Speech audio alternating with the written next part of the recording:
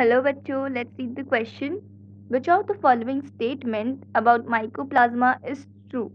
So question में पूछा है कि इनमें से कौन सा statement true है about mycoplasma. तो यहाँ हमारा key concept क्या होगा?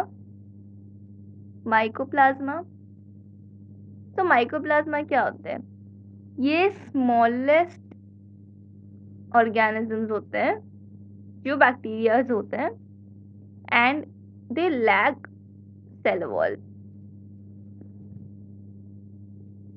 तो ये होते हैं माइकोप्लाज्मा. तो अब हम एक एक करके सेंटेंसेस पढ़ेंगे, उसका जस्टिफिकेशन देखेंगे.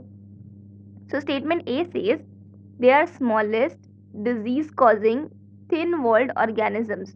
सो इसमें स्मॉलेस्ट सही है, डिजीज कॉजिंग भी सही है, लेकिन वो थिन वॉल्ड नहीं होते. मैंने आपको बताया कि दे लैक सेल वॉल, उनमें कोई वॉल नहीं होती. Second statement is they differ from viruses in being cellular in organisation. So mycoplasma और वायरस में एक डिफरेंस यही है कि जो माइकोप्लाज्मा होते हैं वो सेल्यूलर होते हैं, मतलब उनमें आपको माइटोकॉन्ड्रिया, राइबोसोम्स ये सब मिलेगा, लेकिन वायरस में सिर्फ डीएनए और आरएनए मिलता है. वायरस अपना खुद का प्रोटीन भी नहीं बना सकता, लेकिन mycoplasma can do that. So उसके लिए this is a correct statement that they differ from viruses in being cellular in organisation.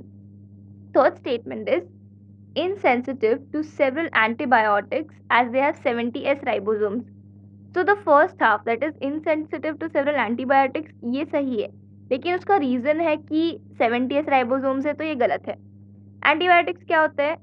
जो लिविंग ऑर्गेनिजम्स को मारते हैं, दैट इज एंटीबायोटिक्स, मतलब लिविंग ऑर्गेनिजम्स के एंटी होते हैं, उनको किल करते हैं. सो जो हमारे एंटीबायोटिक्स होते हैं, जैसे पेनिसिलिन हो गया, वो कैसे एक्ट करता है? वो जो बैक्टीरिया होती है उसकी सेल वॉल को तोड़ देता है, उसके वजह से फिर वो बैक्टीरिया सर्वाइव नहीं कर पाता. लेकिन अब माइकोप्लाज्मा के पास तो सेल वॉल है ही नहीं, तो उसके लिए वो बहुत ही इनसेंसिटिव और रेजिस्टेंट भी होता है टू सेवरल एंटीबायोटिक्स. ये नहीं कह रहे कि सारे antibiotics, but to several antibiotics. तो ये स्टेटमेंट गलत हो गया. Last statement is they can survive without photosynthetic pigments and genetic material. तो इसमें फर्स्ट हाफ इज करेक्ट कि वो फोटोसिंथेटिक पिगमेंट्स के बिना सर्वाइव कर लेंगे, लेकिन जेनेटिक मटेरियल के बिना सर्वाइव नहीं कर पाएंगे. कोई भी लिविंग ऑर्गेनिज्म होगा उसमें जेनेटिक मटेरियल होना कंपलसरी है, अदरवाइज वो फंक्शन ही नहीं कर पाएगा. क्योंकि अगर आपके पास जेनेटिक मटेरियल ही नहीं है जो आपको फंक्शन करवाता है, जो आपके लिए प्रोटीन्स बनाता है, तो आप फंक्शन ही नहीं कर पाओगे.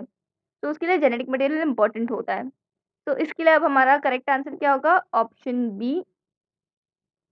Hope you have understood it well. Good luck and thank you.